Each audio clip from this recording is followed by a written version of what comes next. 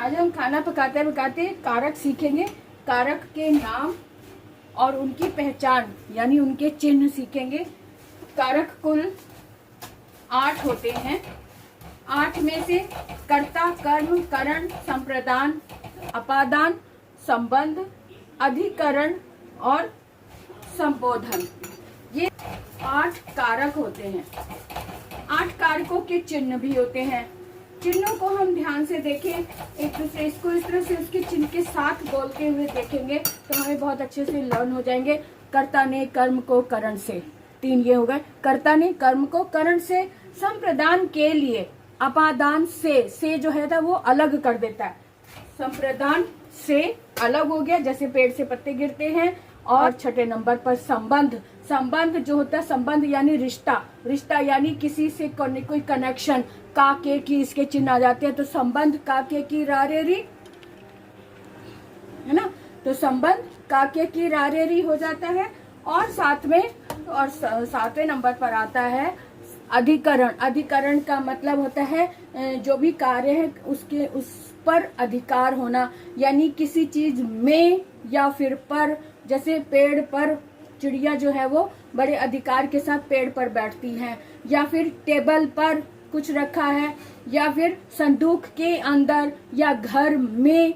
तो जिसका अर्थ में का मतलब किसी चीज के अंदर आता है, तो अधिकरण का साइन हो गया में पर, है ना। और संबोधन, संबोधन जो है किसी को बुलाने के लिए आता है। संबोधन का मतलब होता है बुलाना। ए ओए, अरे इधर आना जरा, तो बुलाते जिसका हमें नाम नहीं पता। जिसका नाम पता होता है उसको हे लगा देते हैं, हे राम, हे बालक, है ना। इस तरह से जिसका नाम नहीं पता, ओए अरे इधर आना, तो इस तरह से तो इसके चिन्ह क्या हो गए, हे ओ अरे, इसके संबोधन के चिन्ह हो गए। इस तरह से हम बड़ी आसानी से इसको लर्न कर सकते हैं। किसको? कारक और उसके चिन्हों को। तो कारक के चिन्हों को याद करना बड़ा ही आसान होता है। बस ध्यान रखो इसका क्रम चेंज नहीं होना चाहिए, कारकों का क्रम चेंज नहीं होना चाहिए।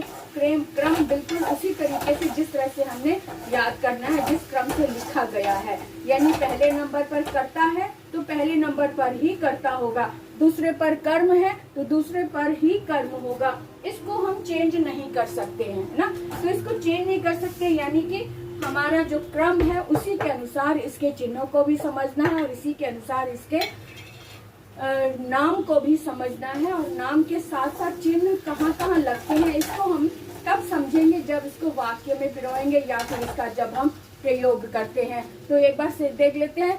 कर्ता ने कर्म को करण से, संप्रदान के लिए, अपादान से, संबंध का के की या रारे री, अधिकरण में पेपर, ये और संबोधन हे ओ अरे, ये इसके चिन्ह हैं। इसको क्रम वाइज इसको इस तरह से समझ लो, रट लो।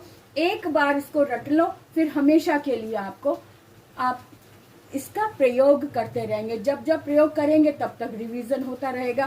तो इसका प्रयोग, कारकों का प्रयोग कहाँ कहाँ होता है? एक तो जब हम वाक्य बनाते हैं उसमें होता है।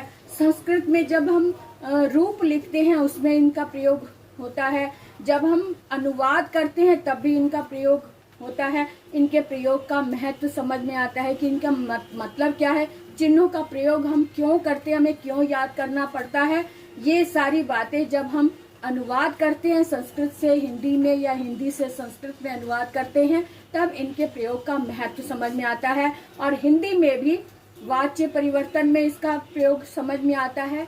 या जो भी हम वाक्य बनाते हैं, जैसे कर्म का देखना है कि कर्म का मतलब क्या है। किसी वाक्य में कर्म ढूंढना है तो उसमें को लगाकर हम इसका ढूंढ लेते हैं कि इसमें कर्म कौन सा है ना। किसी के द्वारा जब हम किसी साधन के साथ चलते जाते हैं, साधन को अपने साथ रखते हैं तो वो करण आ जाता है, करण से। जब हम अलग होकर किसी से अलग होते हैं तब वो अपादान वाला से आ जाता है। जैसे स्कूल से बच्चा घर आता है या बस से उतर बच्चा घर आया, तो किसी चीज को अलग छोड़कर जब हम आते हैं तब वहां पर अपादान वाला से आता है, जिसके साथ साथ हम चलते हैं। जैसे पेन से हम लिख रहे हैं तो पेन हमारे साथ साथ चल रहा है, तो पेन वाला जो से है वो करण कारक यानी तीसरे नंबर वाला करण कारक होगा। इस तरह से उसके पहचान को समझते हुए, उसके चिन्हों को समझते हुए हम कारक के चिन्ह याद कर लेते हैं। जैसे कर्ता ने, कर्म को, करण से,